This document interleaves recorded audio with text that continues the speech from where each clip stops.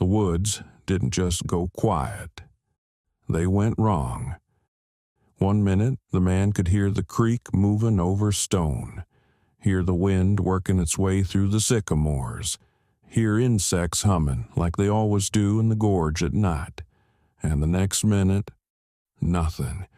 No wind, no water, no life. Just a kind of silence that presses against your ears. He said that's when he felt it. Not fear, not exactly. Awareness.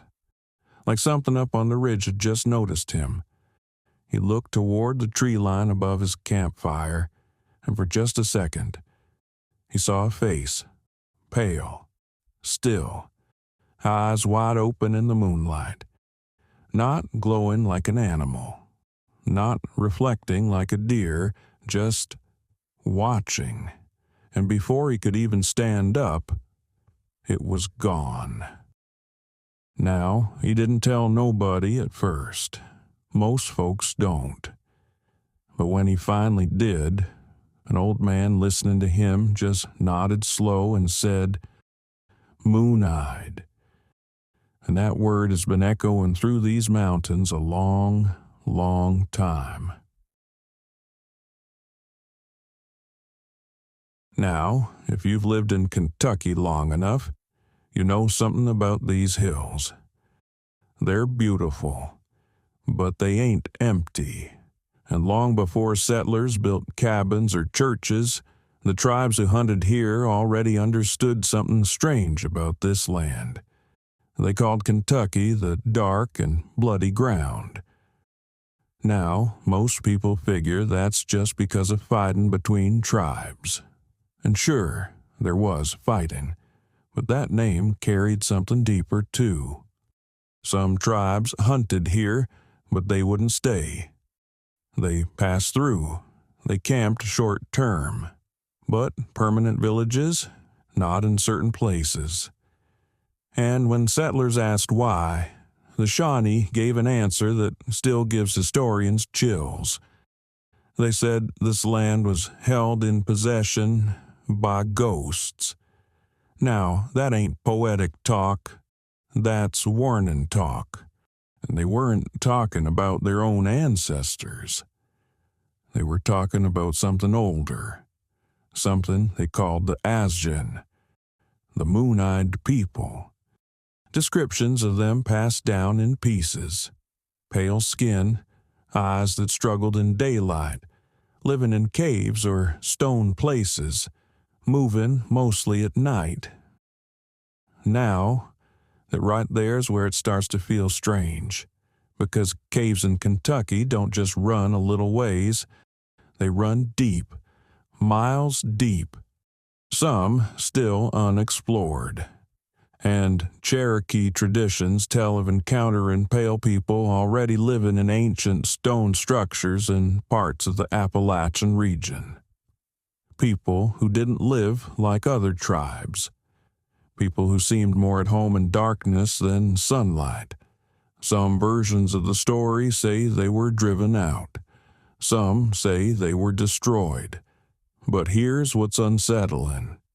Even after they were said to be gone, the warnings didn't stop. There's a story told about a longhunter camped near a creek, fire burning low, rifle propped against a log. He wakes up with that same kind of silence pressing down around him. And there, at the edge of the firelight, stands a figure, small to medium height, pale enough to stand out against the dark woods. Not moving, not speaking, just watching him. He reaches for his rifle, and the figure slowly lifts one hand and points behind him. Now imagine that moment. You turn around expecting danger, and instead you see footprints circling your camp. Bare, pressed deep into the dirt. No trail leading in, no trail leading out. Like they appeared all at once. When he turned back toward the fire, The figure was gone, but the silence stayed. He packed up at first light and never camped in that part of Kentucky again. And he told folks something that stuck. He said it didn't feel like something trying to kill him. It felt like something checking him, measuring him. Now, fast forward a couple 100 years, modern hikers report the same thing. The silence, that feeling of being watched before you see anything, pale shapes on ridges at dusk, eyes in moonlight that look human but don't blink. And what gets me is how consistent the feeling is. People don't say they were chased, they say they were observed, like they had stepped somewhere they weren't supposed to stand. Some folks believe the moon-eyed people were just another tribe lost to history. Some believe they were wiped out violently and their spirits never left. And some believe something else entirely, because pale humanoid sightings in cave regions still get reported today. Figures seen slipping between trees, figures near cave mouths at night. And the descriptions, they don't sound like ghosts drifting through the air. They sound solid, still, intentional. Now, I ain't telling you there's a hidden underground civilization beneath Kentucky, but I will tell you this. These cave systems run longer than most people realize. And if a group adapted to darkness over generations, well, you start understanding why stories refuse to die. Old-timers around here don't laugh at silence, they listen to it. Because when the woods go quiet in a way that feels wrong, you don't challenge it. You don't shout.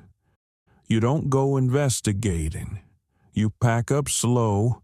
You leave respectful. Because whether the moon-eyed people were spirits, or survivors, or something that changed over time, one thing stays the same in every version of the story. They watch.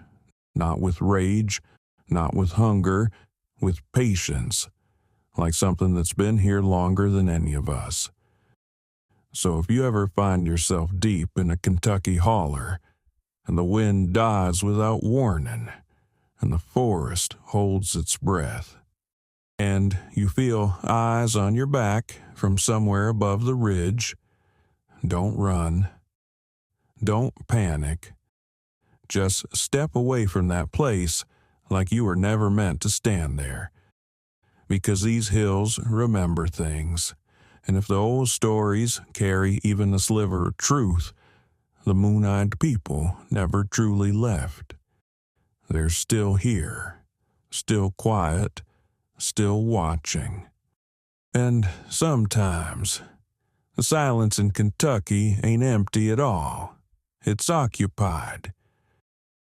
Now, I want you to think about something, because stories like this don't survive for hundreds of years unless somebody keeps seeing something they can't explain. And maybe you felt it too. That moment when the woods get quiet, when the air feels heavy, when you look over your shoulder without even knowing why. If you've ever had that happen, I want you to tell me about it. Not because I'm trying to prove anything, but because the strangest part about Kentucky stories is how many people realize they ain't alone in their experience once they start talking. So go on. Leave your story down in the comments. I read every one of them. And sometimes, those stories end up becoming the next legend we talk about here. If you want to keep walking these haunted trails with me, make sure you're subscribed, because next time, we're stepping into a place where the land don't just remember, it refuses to forget. And before you go, do me one favor. Tonight, when the house gets quiet, Just listen for a second, because if the old stories are true, the things watching from the dark don't always stay in the woods.